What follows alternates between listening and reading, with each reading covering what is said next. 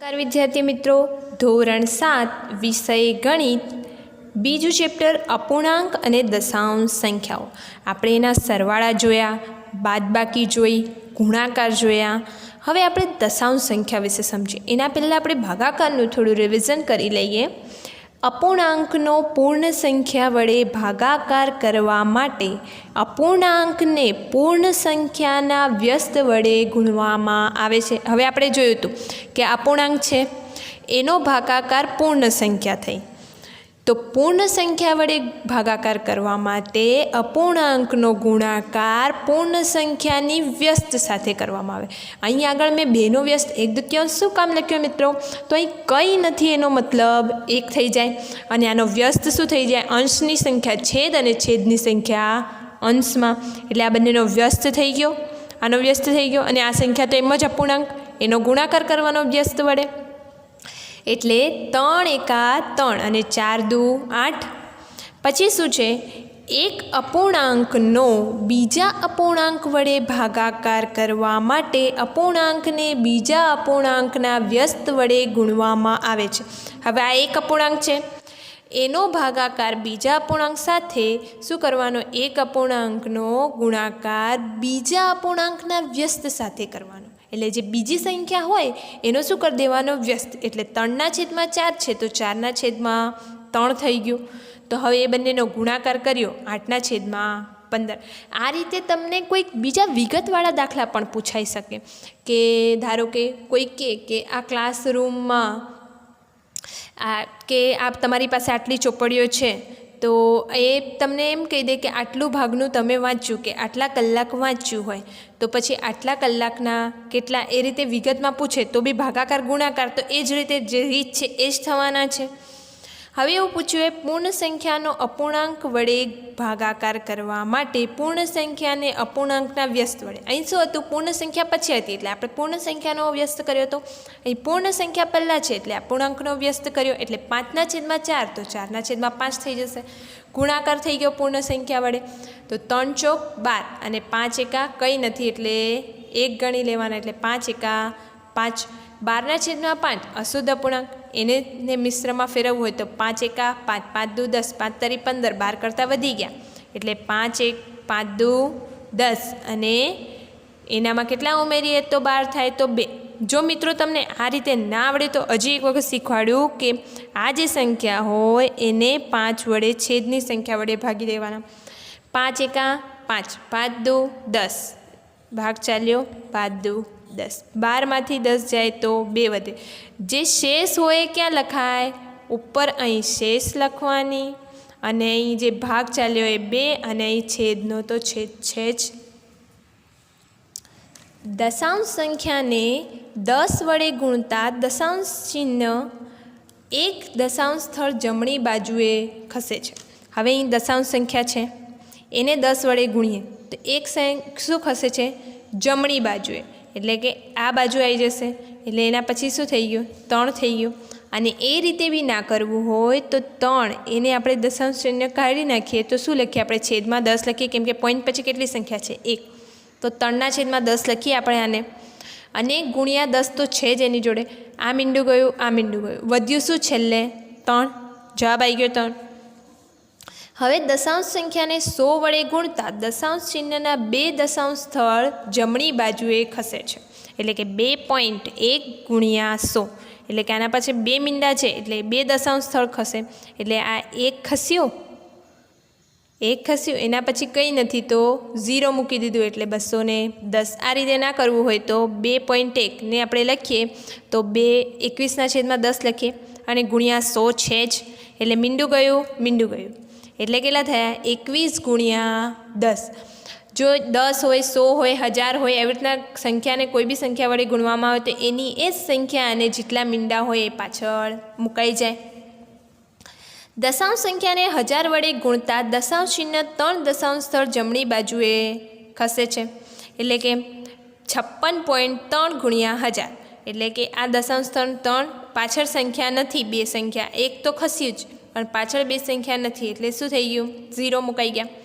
એ રીતે નહીં તો 56.3 ને લખીએ તો 563/10 લખાય. એક જ છે પોઈન્ટ પછી સંખ્યા એટલે 10 જ લખાશે. જો બે સંખ્યા હોતી, ધારો કે 5.63 હોત તો શું થઈ જતું કે 563ના છેદમાં 100 થઈ જશે, કેમ કે પોઈન્ટ પછી બે સંખ્યા એટલે બે મીંડા થઈ જાય, પણ અહીં એક જ મીંડું છે એટલે શું થઈ ગયું, અને ગુણ્યા 1000 તો છે જ, એક મીંડું ગયું, એક મીંડું ગયું, તો કેટલા વધ્યા, બે મીંડા. આ સંખ્યા એની એ જ અને ગુણ્યા બે મીંડા. આ રીતે પણ ચાલે ગુણાકાર કરવો હોય તો. હવે આ રીતે તમને સંખ્યા આપેલી હોય, ધારો કે આટલા આ ડસ્ટર આપેલું છે અને આ ડસ્ટરની લંબાઈ આટલી છે 2.1 અને પહોળાઈ 10, તો પછી એની પરિમિતિ કેટલી થઈ? તો તમે શું કરો, ગુણાકાર કરો કે સરવાળો કરો. ક્ષેત્રફળ શોધવું હોય, ગુણાકાર કરવો હોય, સરવાળો. તો રીત કઈ આવે? તમે લોકો છઠ્ઠા ધોરણમાં લંબચોરસ, ચોરસ બધાના ક્ષેત્રફળને પરિમિતિ તો શીખી જ ગયા છો, પણ જો આ રીતે તમને આ ચેપ્ટરમાં કઈ રીતે આપેલું છે, દશાંશ સંખ્યા શીખવાની છે કે અપૂર્ણાંક શીખવાના છે, તો આ રીતે એની લંબાઈ અને પહોળાઈ શેનામાં આપેલી હોય, અપૂર્ણાંકમાં આપેલી હોય, તો તમે કરી શકો ગુણાકાર ને ભાગાકાર.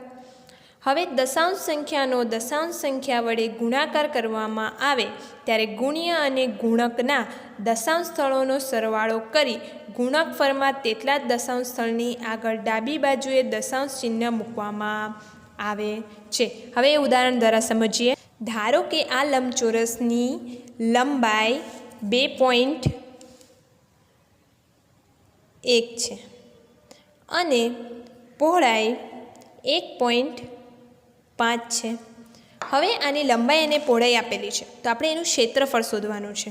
તો આપણે જો ક્ષેત્રફળ શોધવાનું હોય તો આપણે ખબર છે કે એનું લંબચોરસનું ક્ષેત્રફળ બરાબર લંબાઈ ગુણ્યા પહોળાઈ, લંબાઈ ગુણ્યા પહોળાઈ થઈ.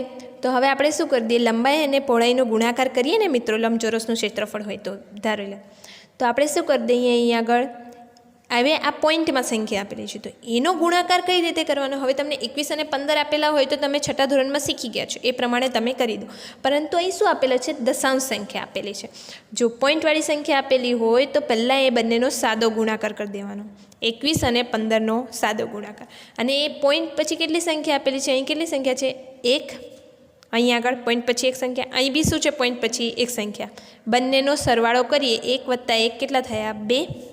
હવે આનો 21 અને 15નો ગુણાકાર કરીએ તો એકમની શૂન્ય, 1 × 1, 2 1 2 5 × 5, 5 2 10, તો 0 + 5 5, 1 + 0 1, 2 + 1 3.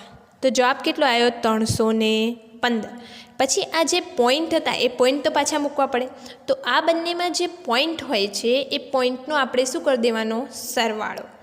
સરવાળો જે કરીએ છીએ એટલા જ પોઈન્ટ આનામાંથી ખસાવવાના જમણી બાજુથી. હવે જમણી બાજુ એટલે આ પાછળની થઈ એકમનો અંક, 1 2 2 ખસાવવાના એટલે 3.15. 1 અને 2 પછી પોઈન્ટ આવી ગયા એટલે 3.15 આ બંનેનો ગુણાકાર થાય. એ જ રીતે અન્ય દાખલા બી તમને આપેલા હોય. ધારો કે બીજું એક દેખીએ કે 2.5 ગુણ્યા 3.21.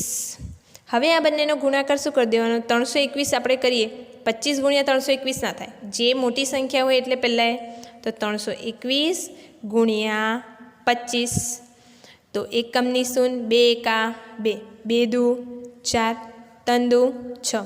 આ ગુણાકાર તમે પાછળ બી કરી શકો અને ડાયરેક્ટ અહીં જવાબ લખી શકાય કે આ બંનેનો ગુણાકાર કેટલો આવ્યો અને પોઈન્ટ ખસાયા પછી શું એમ. 5 × 5, 5 2 10, વધી પડી 1, 5 તરી 15 ને વધી 1 16.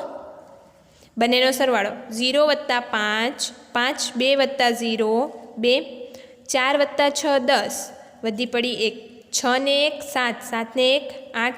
કેટલો જવાબ આવ્યો? આનો જવાબ આવ્યો 8025 આવ્યો. હવે 8025 આવ્યો તો અહીં આગળ પોઈન્ટ પછી કેટલી સંખ્યા છે, 1, વત્તા આના પછી આ બીજી સંખ્યામાં કેટલી છે પોઈન્ટ પછી સંખ્યા, 2. 1 + 2 કેટલા થાય, 3. હવે આનામાંથી શું કરવાનું, 3 પોઈન્ટ ખસાવવાના જમણી બાજુથી, 1 2 અને આ 3 સંખ્યા થઈ ગઈ અને આ પોઈન્ટ 8. એટલે જમણી બાજુથી ચાલુ કરવાના, ડાબી બાજુ જતું જવાનું. પોઈન્ટ પછી 3 સંખ્યા આવી ગઈ આપણી અને આ બંનેનો ગુણાકાર કેટલો થયો? 8.025 થાય. આ રીતે તમને વિગતવાળા બી દાખલા આપેલા હોય કે પુસ્તકની લંબાઈ આપેલી હોય કે પછી તમારા ક્લાસરૂમની કે ગમે તે એ રીતે તમને લંબાઈ પહોળાઈ પૂછેલી હોય, લંબાઈ પૂછેલી હોય તો પણ આપણે લંબાઈનું બંનેની ચોરસ આપેલું હોય અને બંનેની લંબાઈ ચોરસની લંબાઈ આપેલી હોય તો તમે ક્ષેત્રફળ અને એ શોધી શકો જાતે. આ રીતે કદાચ જો તમને પોઈન્ટમાં ના આપેલું હોય તો તમને કદાચ એમ આપે કે 5/4 આપેલું હોય તો અપૂર્ણાંક સંખ્યા થઈ ગઈ. 2 અપૂર્ણાંકનો ગુણાકાર કે ભાગાકાર હોય એ તમને આવડે કે તમને એ રીતે આપેલું હોય કે 1.2 × 7. તો અહીં આગળ તો પોઈન્ટ છે નહીં, ખાલી રહ્યો કયો?